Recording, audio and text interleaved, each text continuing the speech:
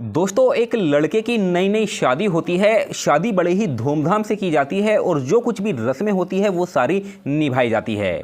जी हाँ दोस्तों, शाम को बारात घर पे आ जाती है। जो इस लड़के की दुल्हन होती है उसे सजे धजे कमरे में उसकी सुहाग की सेज पर बैठा दिया जाता है।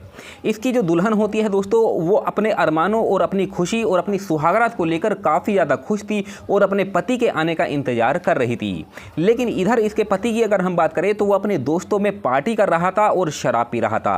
शराब पीते पीते उसे नशा हो जाता है और नशे की हालत में उसे ये याद नहीं रहता है कि सुहागरात पर उसके कमरे में उसकी पत्नी उसका इंतजार कर रही है। वो ये भूल जाता है। इसकी पत्नी भी अपने पति का इंतजार करते करते दोस्तों दिन भर की थकान और मानसिक तनाव के कारण अपने कमरे की लाइट बंद करके सो जाती है। इस तरीके से दोस्तों जब रात के 2 बजते हैं तो जो लड़के का पिता होता है, यानी कि जो दुल्हन होती है उसका ससुर होता है, वो भी बाहर से शराब पी के घर पे आता है। पूरे घर में अंधेरा ही अंधेरा होता है, कुछ दिखाई भी अच्छे से नहीं दे रहा था। जी हाँ दोस्तों, इसके जो ससुर होते हैं वो अपने कमरे और बहू के कमरे में अंदाजा ही नहीं लगा पाते हैं अंधेरे में, और वो तुरंत ही नई नवेली दुल्हन के कमरे में घुस जाते हैं। जैसे ही दोस्तों जो दुल्हन होती है उसे आहट होती है तो उसे लगता है कि उसका पति आ गया है। लेकिन दोस्तों उसके बाद कुछ ऐसा होता है दोस्तों उस कमरे में जिसके बारे में हम कभी सोच भी नहीं सकते। आखिर बहू और ससुर के बीच में क्या होता है दोस्तों, पूरी कहानी मैं आप लोगों को बताऊंगा। इसीलिए इस कहानी में आप लोग अंत तक बने रहिएगा, क्योंकि इस कहानी से आप लोगों को एक बहुत बड़ी सीख मिलने वाली है। और हमारी आप लोगों से एक छोटी सी रिक्वेस्ट है, अगर अभी तक आपने हमारे चैनल को सब्सक्राइब नहीं किया है तो हमारे चैनल को सब्सक्राइब कर लीजिएगा और वीडियो को लाइक कर दीजिएगा। और जितने भी भाई बंधु मेरी ये वीडियो फेसबुक पर देख रहे हैं तो मेरी हाथ जोड़कर आप लोगों से यही रिक्वेस्ट है कि आप ज़्यादा से ज़्यादा मेरे फेसबुक पेज को फॉलो कीजिए, क्योंकि आप वीडियो देखते हैं, लाइक करते हैं, कमेंट भी करते हैं, लेकिन आप फॉलो नहीं करते हैं। तो बस मेरी आप लोगों से यही रिक्वेस्ट है कि आप ज़्यादा से ज़्यादा मेरे फेसबुक पेज को फॉलो जरूर कीजिए। और जितने भी भाई बंधु मेरी इस वीडियो देश के किसी भी कोने से देख रहे हैं तो वो इस वीडियो की कमेंट में अपना नाम और अपनी सिटी का नाम जरूर लिखें, ताकि मुझे आपके नामों की घोषणा करते हुए अगली वीडियो में खुशी हो। चलिए दोस्तों, ज़्यादा देर ना करते हुए इस कहानी को शुरू करते हैं और बताते हैं कि आखिर पूरा मामला है क्या। दोस्तों, आज की हमारी सच्ची कहानी की शुरुआत होती है आंध्र प्रदेश के एक छोटे से गांव में, जहां पर सुनीता नाम की एक बेहद ही खूबसूरत लड़की अपने माता पिता के साथ रहा करती थी। दोस्तों, सुनीता ने कक्षा 12 की पढ़ाई पूरी कर ली थी और फिलहाल वो घर पर ही बैठी हुई थी। सुनीता अपने माता पिता की एक लौती बेटी होती है और घर पर ही रहा करती थी अपने माता पिता के साथ और छोटे मोटे कामों में हाथ बटाया करती थी। धीरे धीरे दोस्तों जब सुनीता जवान हो जाती है, शादी के लायक हो जाती है, तो इसके माता पिता को इसकी शादी की चिंता सताने लगती है। इसीलिए उन्होंने अपने कई दोस्तों से, रिश्तेदारों से कहा था कि वो अपनी एक लौती बेटी सुनीता की शादी करना चाहते हैं, अगर कोई ढंग का रिश्ता हो तो बताओ। अब इधर उधर जो लोग होते हैं जिन जिन से इसने कहा था वो इधर उधर रिश्ता देखना शुरू कर देते हैं। तकरीबन 1 महीने का समय जब गुजरता है दोस्तों तो इनको एक रिश्ता मिल जाता है। उस रिश्ते के बारे में अगर हम बात करें तो उस लड़के का नाम भोला होता है। भोला भी अपने माता पिता का एक लौता ही बेटा होता है, पढ़ा लिखा समझदार लड़का होता है और अपने पिता के साथ खेती बाड़ी में हाथ बटाया करता था।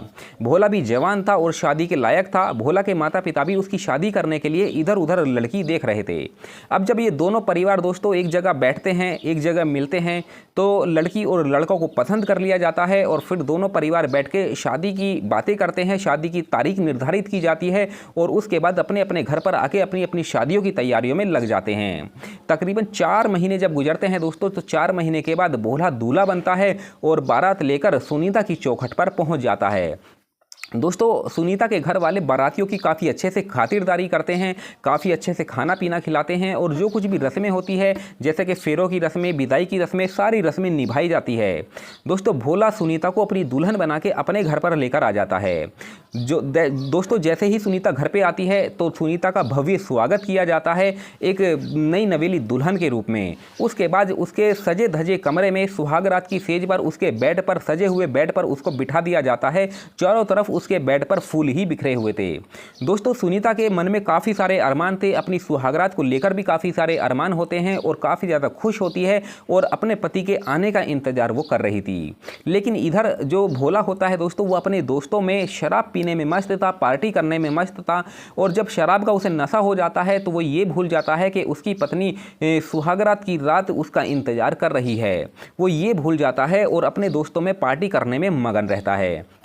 इधर सुनीता भी दोस्तों अपने पति के आने का इंतजार कर रही थी। इंतजार करते करते दोस्तों वो भी धीरे धीरे उसे भी नींद आना शुरू हो जाती है, क्योंकि दिन भर की थकान और मानसिक तनाव के कारण सुनीता भी अपने कमरे की लाइट बंद करके सो जाती है। इस तरीके से दोस्तों तकरीबन रात के जब 2 बजते हैं तो 2 बजे के आसपास जो भोला होता है उसके पिता यानी कि सुनीता के ससुर भी शराब पीकर जब घर पर आते हैं तो देखते हैं कि पूरे घर में अंधेरा ही अंधेरा है। शराब के नशे में दोस्तों वो भी अंदाज़ा नहीं लगा पाते हैं कि उसे अपने कमरे में जाना है या नई नवेली दुल्हन के कमरे में जाना है। वो अपना कमरा समझ के दोस्तों नई नवेली दुल्हन के कमरे में दाखिल हो जाते हैं। जैसे ही कमरे में थोड़ी सी आहट होती है तो सुनीता को एहसास हो जाता है कि उसका पति आ गया है। उसके बाद दोस्तों ये जो भोला के पिता होते हैं सुनीता के ससुर, वो भी सुनीता के पास जाकर बैठ जाते हैं और अपनी बीवी समझने लगते हैं। लेकिन दोस्तों जब सुनीता को कुछ एहसास होता है कि ये उसका पति नहीं है, ये तो कोई और है, तो सुनीता जब पूरी नींद से जागती है और अपने कमरे की लाइट जलाती है और अपने ससुर को अपने पास बैठा हुआ देखती है तो उसके होश उड़ जाते हैं, उसके पैरों के नीचे से ज़मीन खिसक जाती है। जी हाँ दोस्तों, इसका जो ससुर होता है वो भी जब अपनी नई नवेली बहू को देखता है तो वो भी शर्म से पानी पानी हो जाता है और तुरंत वो कमरे से बाहर चला जाता है। उसके बाद दोस्तों ये जो सुनीता होती है वो बैठकर रोने लगती है। इस तरीके से दोस्तों सुबह हो जाती है। सुबह के टाइम दोस्तों जो सुनीता थी वो खोई खोई रहती थी, कहीं ना कहीं उसे कुछ ना कुछ टेंशन हो रही थी।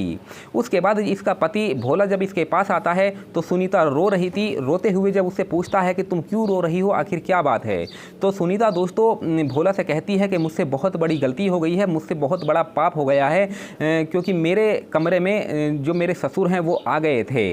उसके बाद दोस्तों भोला जब ये बातें सुनता है तो उसे पहले तो क्रोध आता है, लेकिन वो ठंडे दिमाग से सोचता है कि आखिर मेरे पापा कमरे में गए तो क्या करने गए थे, आखिर क्या मामला था। वो जब सुनीता से और अपने पिता से जब पूछते हैं तो सुनीता बताती है कि मैं तो तुम्हारा इंतजार करते करते सो गई थी, मुझे ये नहीं पता कि ससुर जी मेरे कमरे में कब आए। उसके बाद भोला अपने पिता से पूछता है तो वो भी कहते हैं कि मैं शराब के नशे में था, अंधेरा कमरे में हो रहा था और मैं अपने कमरे में और नई नवेली दुल्हन के कमरे में अंदाज़ा नहीं लगा पाया और गलती से मैं दुल्हन के कमरे में चला गया। उसके लिए मैं काफ़ी ज़्यादा शर्मिंदा हूँ और मुझे भी लगा कि मुझसे बहुत बड़ी गलती हो गई है और मैं अपनी गलती का पछतावा करना चाहता हूँ।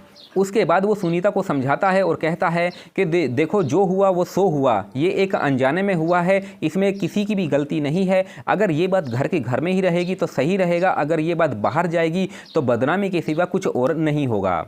उसके बाद दोस्तों सुनीता को भी एहसास हो जाता है कि हाँ जो कुछ हुआ वो गलती से हुआ है। उसके बाद सुनीता के जो ससुर होते हैं दोस्तों भोला के पिता, उन्हें भी अपनी गलती का एहसास हो जाता है और वो ये कसम खाते हैं कि भविष्य में आगे चल के वो शराब का नशा बिल्कुल नहीं करेंगे, क्योंकि शराब का जो नशा होता है वो इंसान की बुद्धि को हर लेता है और जिस वजह से इंसान को ये नहीं पता होता है कि आखिर वो क्या कर रहा है, गलत और सही में फ़र्क ही नहीं जान पाता है। इसीलिए दोस्तों वो कसम खाते हैं कि आगे से वो कभी शराब का नशा नहीं करेंगे। दोस्तों भोला को भी अपनी गलती का एहसास होता है और वो ये सोच रहा था कि देर रात तक उसने अपने दोस्तों के साथ पार्टी की, अगर वो अपने रिश्तों को समझता, अपने मान मर्यादा को समझता तो वो शराब का नशा ना करता और अपनी पत्नी के पास जाता और समय पर अगर वो अपनी पत्नी के पास पहुंच जाता और उससे बातें करता, उससे मिलता और जो कुछ भी सुहागरात की रस्में होती है वो निभाता तो शायद इतनी बड़ी घटना ना होती। इसलिए भोला को भी अपनी गलती का एहसास हो जाता है कि हाँ मुझसे भी गलती हुई है। उसके बाद दोस्तों सब कुछ ठीक हो जाता है, सामान्य हो जाता है। सुनीता इसके घर पे बड़े अच्छे से रहने लगती है और पूरे घर की, पूरे अपने सास ससुर की सेवा करना शुरू कर देती है। तो दोस्तों आज की हमारी सच्ची जो कहानी है, इस कहानी को सुनाने का हमारा मकसद आप लोगों को परेशान करना नहीं था, बल्कि आप लोगों को ये जानकारी देना था दोस्तों कि जब इंसान किसी भी प्रकार का नशा करता है तो नशा उसकी बुद्धि को हर लेता है, उसके दिमाग को, उसका जो दिमाग होता है वो काम करना बंद कर देता है और कुछ वो ऐसे काम कर लेता है दोस्तों जिसके बारे में उसे खुद भी नहीं पता होता है और आगे चल के एक ऐसा कांड हो जाता है कि जिससे पूरा घर ही बिखर जाता है। हालांकि दोस्तों इंसान को अपनी मान मर्यादा में रहना चाहिए। मान मर्यादा में रहने का मतलब ये है कि वो अपनी इज्जत को भी बचा के रखेगा और अपने मान सम्मान को भी बचा कर रखेगा। इसीलिए दोस्तों इंसान को कोई भी अगर कदम उठाना है तो सोच समझकर कदम उठाना चाहिए। वैसे दोस्तों इसमें किसकी गलती थी आप हमें कमेंट सेक्शन में ज़रूर बताइए। बाकी मिलते हैं फिर किसी और वीडियो में। आप लोग अपना ख्याल रखें, अपने परिवार का ख्याल रखें। धन्यवाद।